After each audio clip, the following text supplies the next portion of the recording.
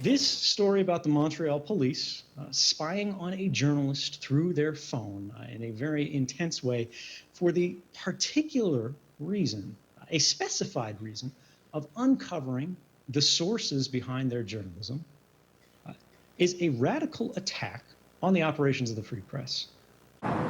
Quebec police confirmed the spying was part of a 2013 investigation.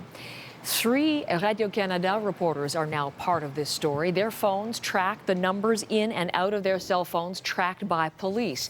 And one of the journalists is Marie-Maude Denis, who is the co-anchor of Radio-Canada's famed investigative program Enquête. And there is Marie-Maude with me from Montreal. Good morning to you. Good morning. This has shaken the core beliefs of many people. What effect has your being caught up in this? What effect has that had on you, Marie-Maude? Well, a profound sense of intrusion in my professional life because I was handling many confidential sources at the time, and some of them in the police, but a lot of them not. So you always promise your confidential sources that you're going to protect them no matter what, that you're going to go to jail if they force you to reveal your sources. But we can't fight equally with the police that has tremendous powers to access these data. And they did that. They accessed that. They got the court mandate to track numbers in and out of your phone. What in particular, in your case, were they looking for? Well, we were, all the 6 of us, we were suspects of a criminal investigation about leakage of I just have the French word. It's okay. Écoute électronique, so the wiretapping in a criminal investigation that was in and around the FTQ construction. FTQ construction is the biggest union in construction in Quebec, very powerful, and we were breaking news and scoops about the FTQ construction. And the police suspected us of having access to wiretapping because they were in the process of a criminal investigation. So they wanted to find out if we were using wiretaps illegally, who could supply it to us. But meanwhile, 6 of the most prominent journalists in Quebec had their phones reviewed, but we don't know for how long, Heather. We know that the warrant was obtained in 2013.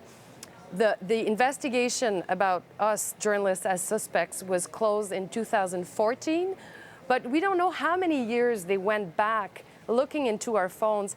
And that's crucial to me. That's a missing information that's crucial to me because 2009 to 2013, we were breaking huge news here at Radio-Canada and other members of the press about the construction scandal in Quebec. And we should probably make it clear to people watching, if they hadn't followed your work closely in French, is that the work that you did and others on Enquête led to the Charbonneau Commission, which found widespread corruption in Quebec's construction industry. So you don't know how far they go back. And of course, we know those warrants are still sealed, so you can't find that out.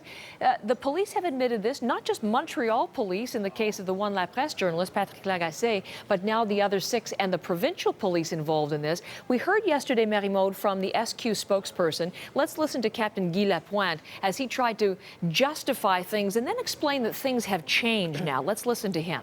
Well, their message is that were for which the warrants were issued were directly at the heart of the investigation, and we were trying to ascertain if they had committed criminal infractions. Now, this being said, we're still very preoccupied. You have to understand that this investigation occurred with the prior administration at the Sûreté du Québec. So he goes on to say, Marie-Maude, that the things have changed as far as protocols within the SQ, and now any sort of a similar request has to go all the way to the director himself for approval. So there you hear from the SQ, and what is your response to their justification? Well, there it gets very political because they don't want to mix the actual director of the SQ in that investigation about journalists. They blame it on the former administration.